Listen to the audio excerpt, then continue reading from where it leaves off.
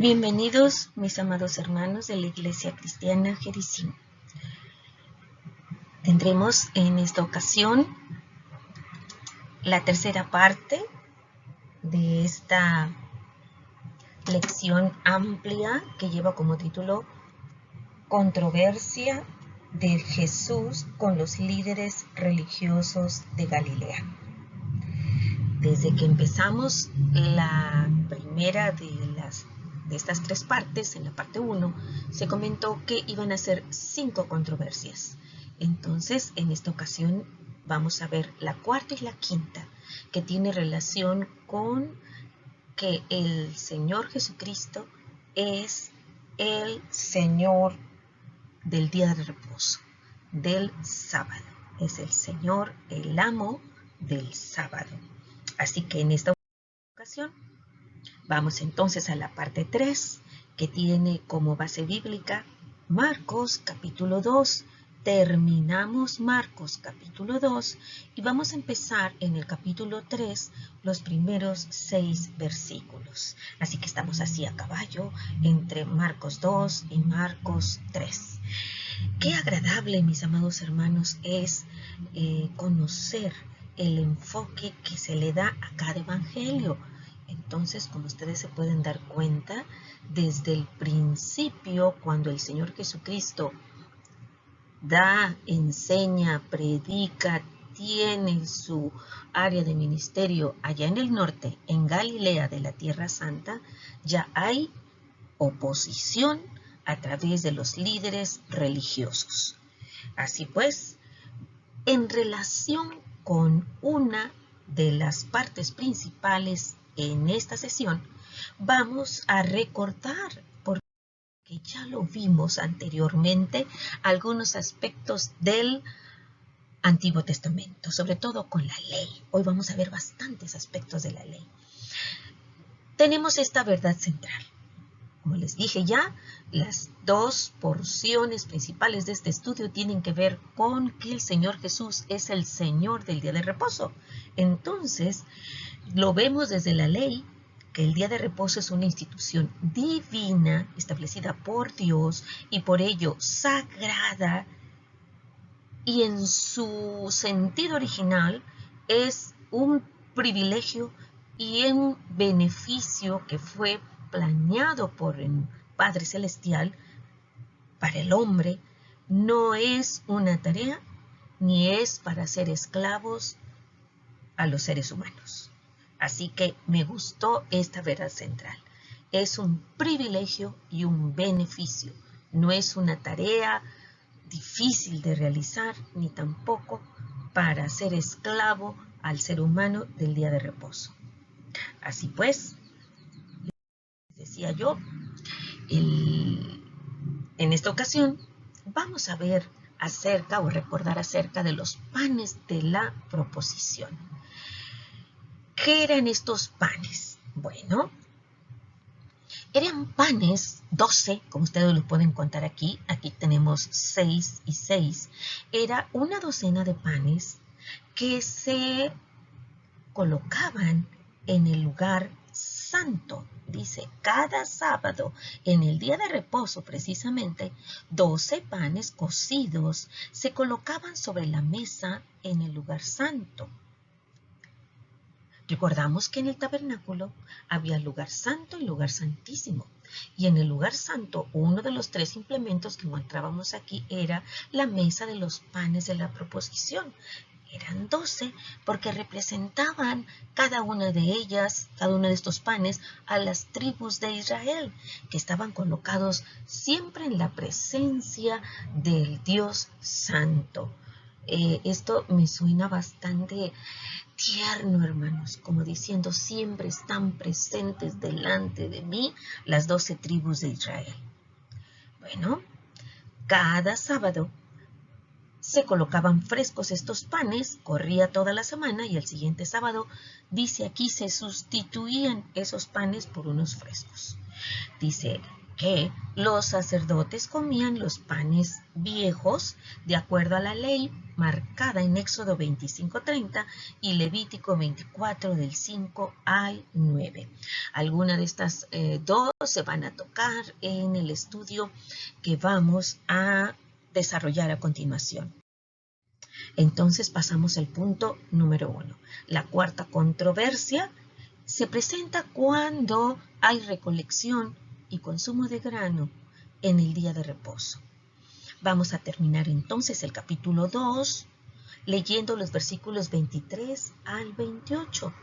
Pero, ¿saben ustedes? Segmentamos cada uno de estos puntos para que ustedes puedan tener una visión más en detalle, línea por línea, versículo por versículo, para que así estemos, para algunos, en contacto con por primera vez, con la palabra de Dios en estos apartados. Entonces leemos los versículos 23 y 24. Aconteció que al pasar él por los sembrados un día de reposo, sus discípulos, andando, comenzaron a arrancar espigas. Entonces los fariseos le dijeron: mira, ¿por qué hacen en el día de reposo lo que no es lícito, lo que no es legal? Entonces leemos que aquí en el sendero entre poblado y poblado pasaron por los sembrados de alguien, no se menciona el nombre de quién, y ese era un día de reposo. Les dio hambre, quizá no les alcanzó el tiempo para poder tomar alimento entre uno y otro poblado, y entonces los discípulos de Jesús comenzaron a arrancar espigas para comer de un terreno que les quedaba en el camino. Esto, amados hermanos, era permitido por la ley. Y entonces empezamos con nuestras citas del Antiguo Testamento. Recordamos Deuteronomio 23:25 que dice así: cuando entres en la mies de tu prójimo, podrás arrancar espigas con tu mano, mas no aplicarás hoz a la mies de tu prójimo. Es decir, entiéndase por mies, las espigas ya maduras que sobresalían en todos los terrenos, ¿sí? Cuando ya estaba prácticamente por cegarse. Les decía, podrás arrancar con la mano, no con una navaja incurvada, así, una navaja incurvada que se llama hoz y que permitía cegar las espigas del cereal que ustedes gusten. Lo más común es que era cebada. Cerca, siempre cerca y observando, estaban los fariseos, que al ver esta acción la consideraban como cosechar, una acción de trabajo prohibida en el día de reposo. Entonces, tomar con la mano e ir comiendo, como lo estamos viendo aquí, los fariseos consideraban ese acto de arrancar las espigas y llevarlas a la boca como una cosecha. Y recordamos la ley que está en Éxodo 34:21. Dice así: 6 días trabajarás, mas en el séptimo día descansarás, aún en la arada y en la siega.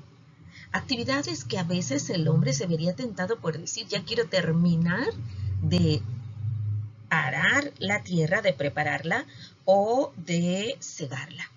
Pues no, estaba prohibido hacerlo en un día de reposo.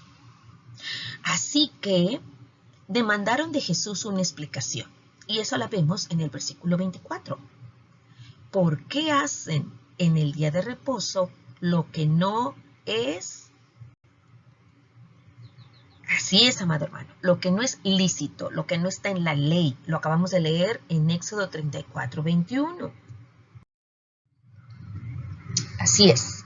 Así que avanzamos con nuestro estudio meticuloso, ahora con los versículos 25 y 26. Pero él les dijo: ¿nunca leísteis lo que hizo David cuando tuvo necesidad y sintió hambre, él y los que con él estaban. ¿Cómo entró en la casa de Dios, siendo Abiatar sumo sacerdote, y comió los panes de la proposición, de los cuales no es lícito comer sino a los sacerdotes, y aún dio a los que con él estaban?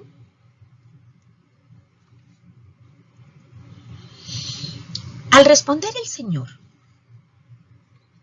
apeló a las Escrituras y a un precedente puesto por David y los que con él estaban. ¿Se acuerdan que por lo regular andaba David acompañado de 400 hombres, a veces 600, ¿verdad? Ellos tuvieron hambre, tuvieron necesidad, ¿verdad? Y eso está descrito en el primer libro de Samuel 21, del 1 al 6, al cual vamos a dar lectura. Vino David a Nob, al sacerdote Ahimelech, y se sorprendió Ahimelech de su encuentro, y le dijo: ¿Cómo vienes tú solo y nadie contigo? Y respondió David al sacerdote Ahimelech: el rey me encomendó un asunto, y me dijo: nadie sepa cosa alguna del asunto a que te envío, y lo que te he encomendado. Y yo les señalé a los criados un cierto lugar. Ahora, pues, ¿qué tienes a mano? Dame 5 panes o lo que tengas. El sacerdote respondió a David y dijo: no tengo pan común a la mano, solamente tengo pan sagrado, entiéndase, los panes de la proposición. Pero lo daré si los criados se han guardado a lo menos de mujeres. Y David respondió al sacerdote y le dijo: en verdad las mujeres han estado lejos de nosotros ayer y anteayer. Cuando yo salí, ya los vasos de los jóvenes eran santos, es decir, había habido un periodo de abstinencia previo. Dice, aunque el viaje es profano, no es con algún carácter espiritual. ¿Cuánto más no serán santos hoy sus vasos? Así el sacerdote le dio el pan sagrado, porque allí no había otro pan, sino los panes de la proposición, los cuales habían sido quitados de la presencia de Jehová para poner panes calientes el día que aquellos fueron quitados. En este pasaje que acabamos de leer, 25 y 26, los que con él estaban, es decir, había necesidad de muchos, y esa palabra precisamente, necesidad, son elementos clave en este incidente. David entró en el patio del tabernáculo, pidió los panes de la proposición. Y aquí está el pasaje complementario de referencia. Recordemos Levítico 24, versículos 5 al 9. La orden está aquí en este pasaje. Y tomarás flor de harina y cocerás de ella 12 tortas. Cada torta o pan será de 2 décimas de efa, y las pondrás en 2 hileras, 6 en cada hilera, sobre la mesa limpia delante de Jehová. Pondrás también sobre cada hilera incienso puro, y será para el pan como perfume, ofrenda encendida a Jehová. Cada día de reposo lo pondrá continuamente en orden delante de Jehová, en nombre de los hijos de Israel, como pacto perpetuo. Y será de Aarón y de sus hijos, los cuales lo comerán en lugar santo, porque es cosa muy santa para él, de las ofrendas encendidas a Jehová por derecho perpetuo. Aquí está entonces la orden en el capítulo de Levítico capítulo 24. Esos panes estaban designados por la legislación de Moisés exclusivamente para lo acabamos de leer, sacerdotes, ¿sí? Y se los dio a sus hombres. Se los llevó David y David los repartió entre sus hombres. Jesús usó esta acción que Dios no condenó, porque así no lo está aquí escrito en el primer libro de Samuel. No leemos que Dios hubiese manifestado disgusto de alguna manera, ¿sí? Sino que de esta manera Jesús mostró que la interpretación limitada que los fariseos hacían de la ley empañaba, oscurecía el propósito de Dios. El espíritu de la ley con respecto a la necesidad humana tenía prioridad sobre sus normas ceremoniales. El espíritu de la ley en lo que acabamos de leer en Levítico capítulo 24 era que esos panes aseguraban una alimentación para los sacerdotes, para cubrir esa necesidad del hambre. Marcos afirmó que la acción de David ocurrió siendo, y leemos nuevamente en el versículo 26, ¿qué sacerdote menciona o se menciona en ese versículo? Se menciona a Abiatar, sumo sacerdote. Pero ahorita que leímos directamente en la fuente, en primero libro de Samuel 21:1, es que el sacerdote era Ahimelech, padre de Abiatar. Entonces vamos a hacer una aclaración para que no se entienda que aquí hay un error. Veamos. Una plausible, entiéndase, plausible, sí está usted pensando en un aplauso, sí es cierto.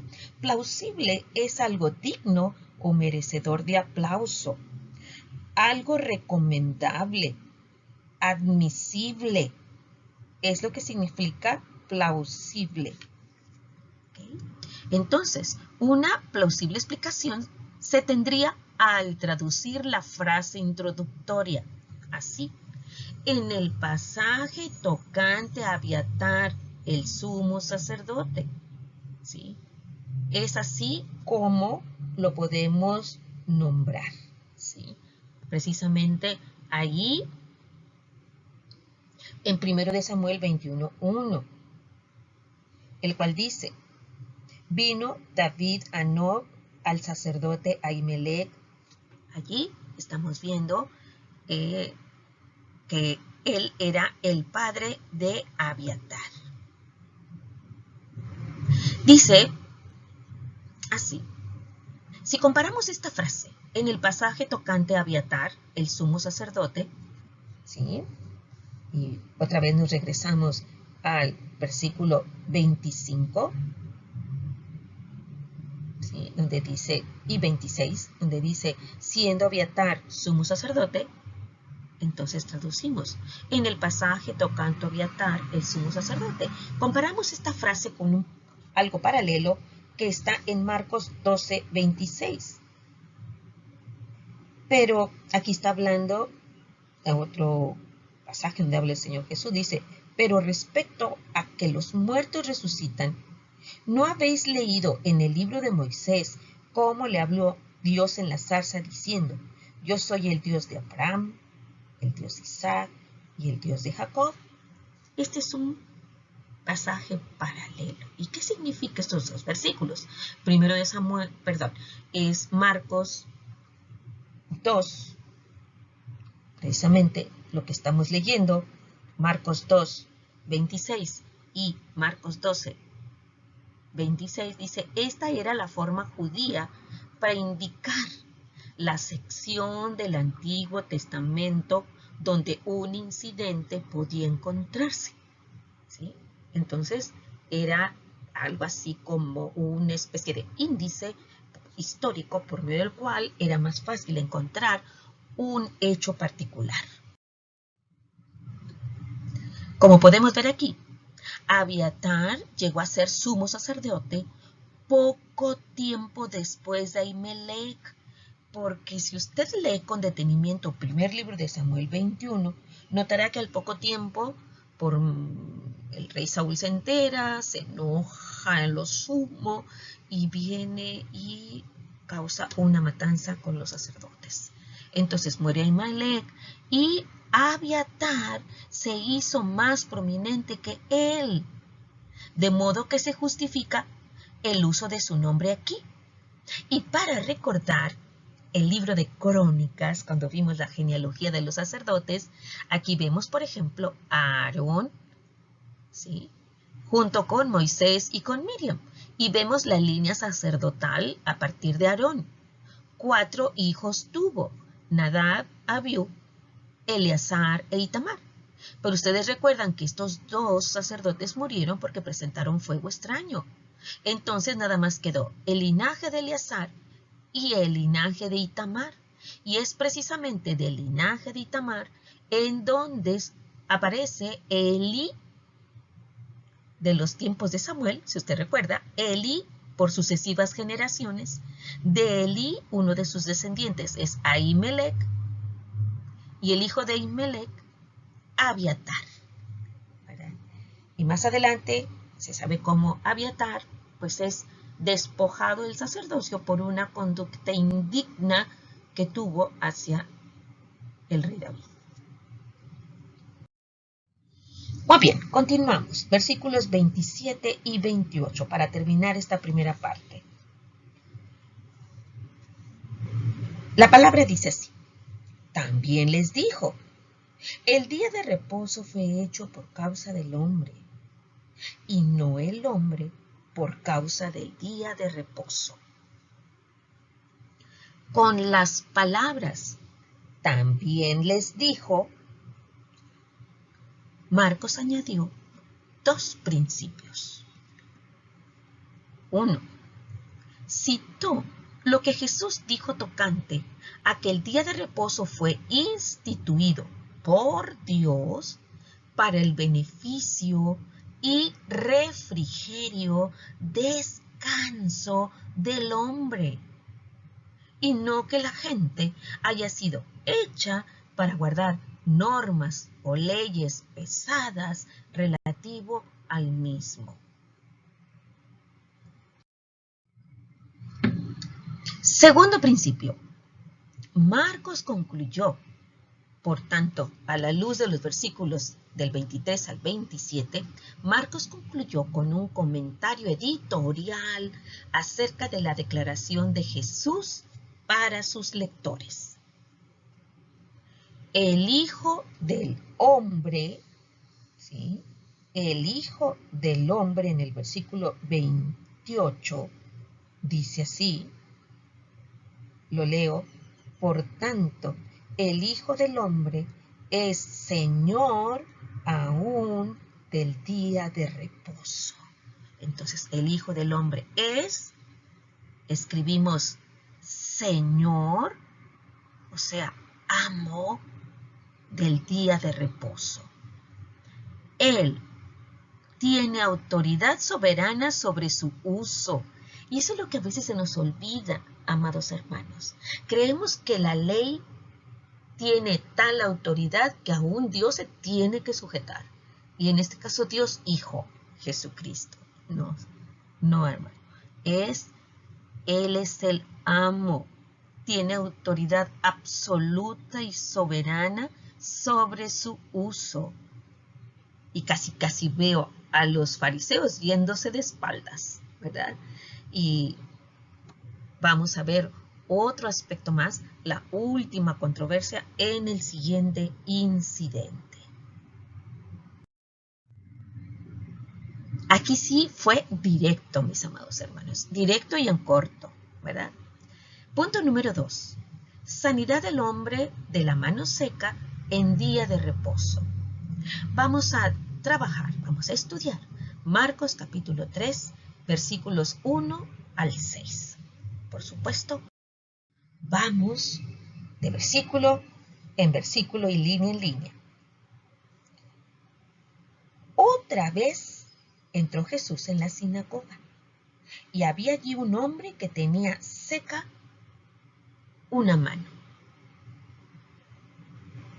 Y le acechaban para ver si en el día de reposo le sanaría, a fin de poder acusarle. Ya se habían quedado, como quien dice, decimos aquí en México, tocaditos con el incidente anterior de las espigas, cuando ahora parece que exactamente en sábado todos iban con el propósito expreso de tomar a Jesús, encontrar a Jesús con un tropiezo en el día de reposo. Bien, en otra ocasión, porque fíjese cómo dice en el 1, otra vez entró Jesús en la sinagoga. Entonces podemos decir, ¿verdad?, que quizá se trataba Capernaum. ¿Se acuerdan ustedes que decimos que la casa en Capernaum era el centro de operaciones del Señor Jesucristo, de su ministerio? Y recordamos Marcos 1:21. Marcos 1:21 dice, y entraron en Capernaum, y los días de reposo, entrando en la sinagoga, enseñaba. ¿Ok? Enseñaba. Qué hermoso, ¿verdad? No desaprovechaba ocasión para enseñar. Y precisamente el conjunto de predicaciones que estamos ahorita tocando los domingos en la predicación pastoral es el maestro de maestros, ¿verdad? Muy bien. En esa ocasión Jesús vio a un hombre que tenía seca, entiéndase, paralizada, es decir, de alguna manera tenía una lesión nerviosa periférica que le produjo una parálisis y atrofia, una atrofia y parálisis. Parálisis significa ausencia de movimiento, una atrofia de los músculos en una de sus manos, ¿verdad? No sabemos si fueron los nervios que llegan a la mano, mediano, cubital, son los más importantes, ¿verdad? En Lucas 6:6 se aclara. Vamos a ver una aclaración, una complementación en Lucas 6:6. Lucas 6:6 dice cuál de las dos manos era. Dice así: aconteció también en otro día de reposo que él entró en la sinagoga y enseñaba. Y estaba allí un hombre que tenía seca la mano derecha. Y si este hombre era del 96.6% de la población aproximadamente que somos diestros, pues su mano dominante había sido lastimada, no era funcional. Entonces, en esa medida el hombre quizá no podía trabajar, no podía sostener a su familia, estaba ciertamente en una situación muy difícil. Algunos fariseos acechaban a Jesús de cerca para ver qué haría, de manera que pudieran tener alguna razón para acusarle. Miren, aquí está, atento, una razón para acusarle. Ellos permitían que se sanara en día de reposo a alguien si su vida estaba en peligro. Y sobre todo para los médicos de aquel entonces, eran llamados, si la persona estaba grave, entonces podían desplazarse sin pecar y atender a la persona que estuviese grave. Los fariseos. El problema de salud de este hombre no amenazaba su vida, decían ellos, y podía esperar hasta el siguiente día. Así que, si Jesús lo sanaba, podrían acusarlo de violar el día de reposo. Violar el día de reposo era una ofensa que se castigaba con la muerte. Y buscamos esta cita complementaria, Éxodo 31, 13 al 16. Dice así: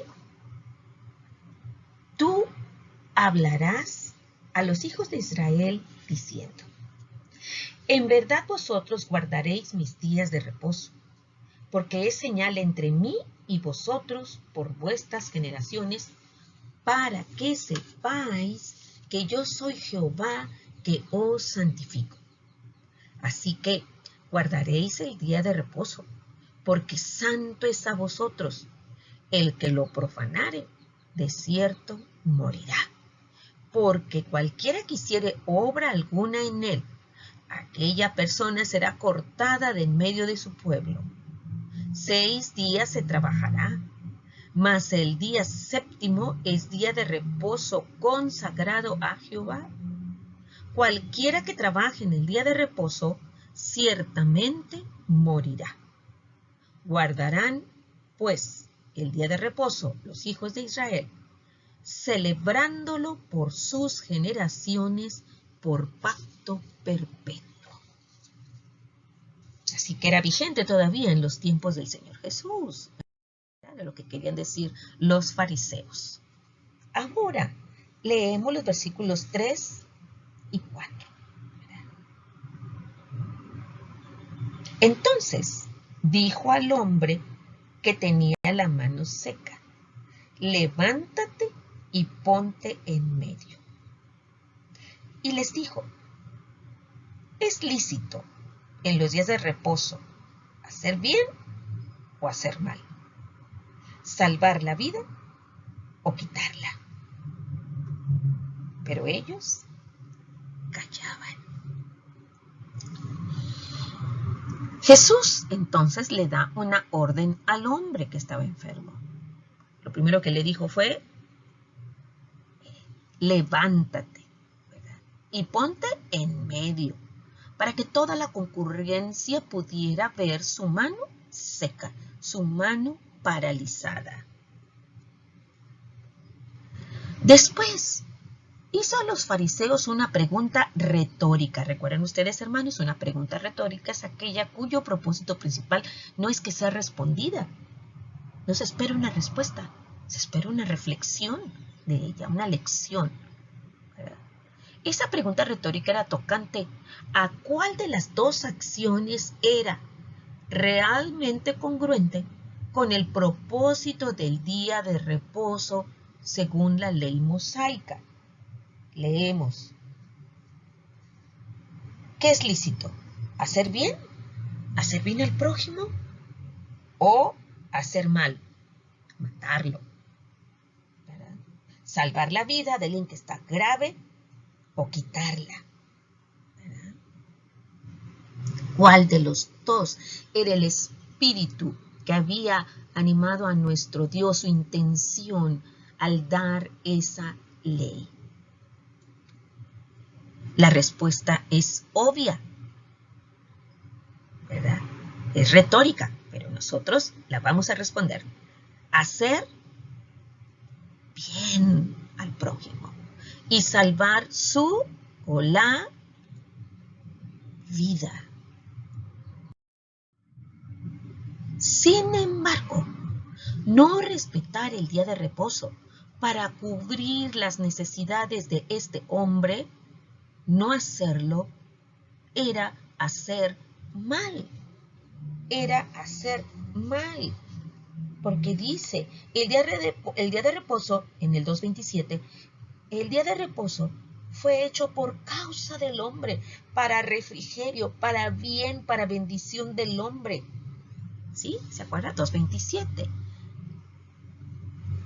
Es decir, usar mal su propósito y, como ocurrió en última instancia, su trama maliciosa en el día de reposo, su trama maliciosa, ese día, según nos adelantamos, allí en el 6 dice que tramaron destruirle, ¿verdad? Los guió a matar. En ese día de reposo, ellos estaban urdiendo el plan para matar al Señor Jesucristo, quitarle su vida. Entonces, lo que estaba en juego era el tema moral.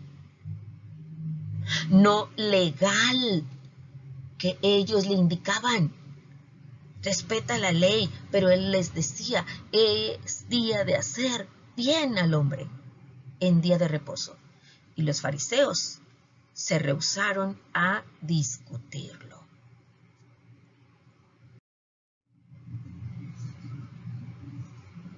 Versículo 5. Se quedaron callados, no quisieron discutir, no quisieron ser convencidos por la sabiduría del Señor Jesucristo, por su autoridad.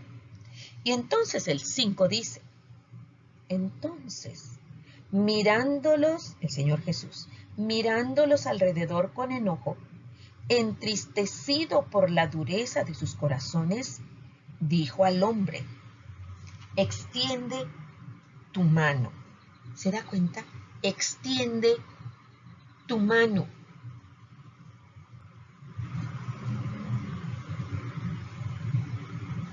Ahí estaba demandando su fe. Extiende tu mano. Y él tenía fe. Él la extendió y la mano le fue restaurada. Y la mano le fue restaurada.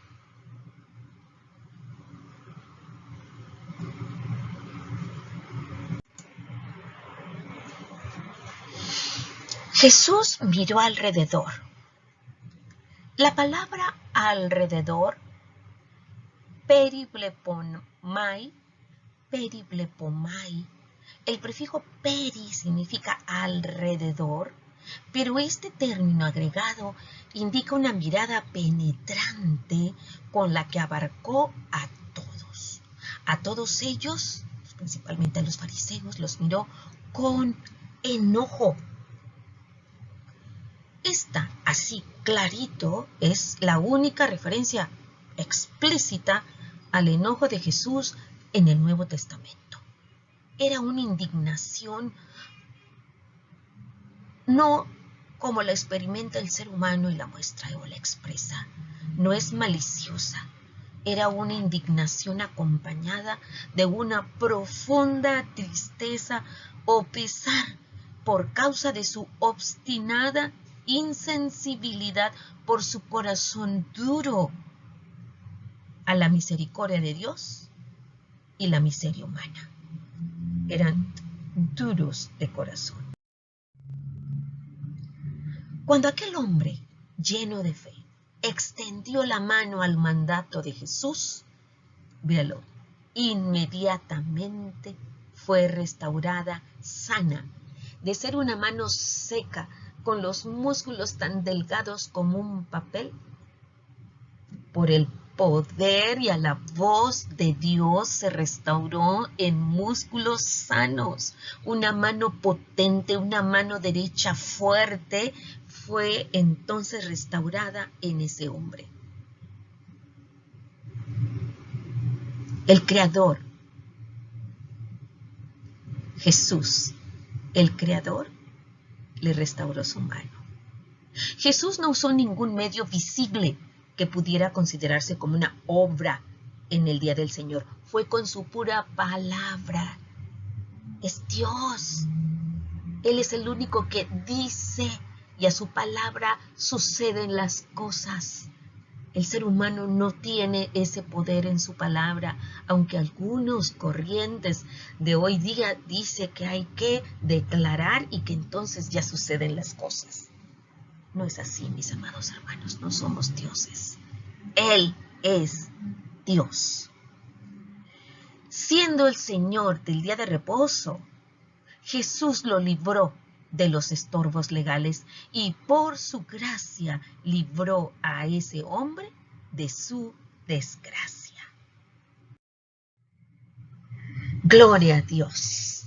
Así es Él de misericordioso, clemente, tardo para la ira y grande en misericordia. La conclusión. Para la conclusión leemos el versículo 6. Y salidos los fariseos, tomaron consejo con los herodianos, y juntos contra él para destruirle. Este versículo lleva a su clímax la sección tocante a los conflictos que Jesús tuvo en Galilea. Conflictos en el campo, con el episodio de las espigas. Conflictos cuando sanó al paralítico. Conflictos en la sinagoga. Entonces, allí en Galilea, con todo ese liderazgo religioso establecido, es la primera referencia explícita que hace Marcos a la muerte de Jesús, que ahora comenzaba a arrojar su sombra sobre su misión. Los fariseos conspiraron con los, aquí los vemos, herodianos.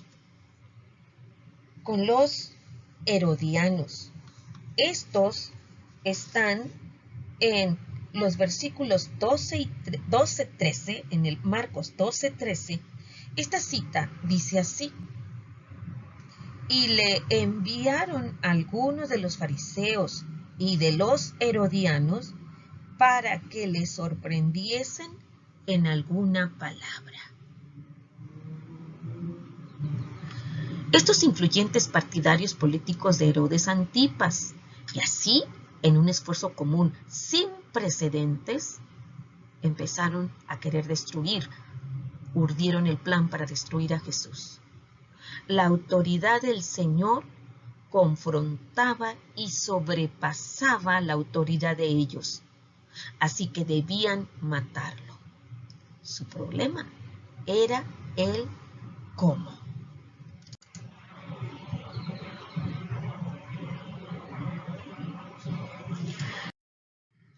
Aplicación del estudio. Para los fariseos, las leyes sabáticas llegaron a ser más importantes que el propósito mismo del día de reposo. David, el rey David y Jesús entendieron que la verdadera intención de la ley de Dios es promover el amor a Dios, apartando ese día de reposo para adorarlo, para bendecirlo y también para hacer bien al prójimo y a los demás. No guardamos ciegamente una ley sin mirar con cuidado la razón de ser de tal ley.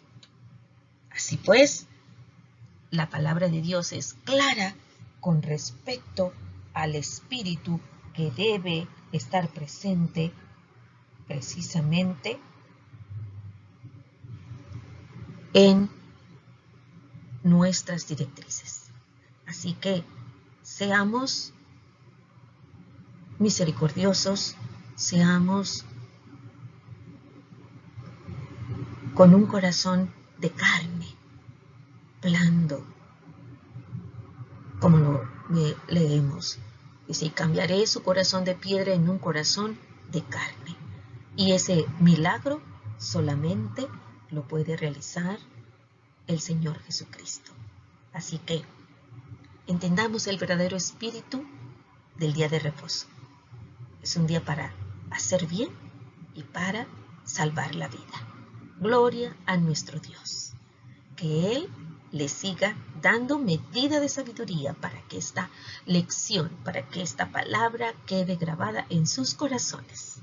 Nos vemos en la próxima lección. Dios les bendiga.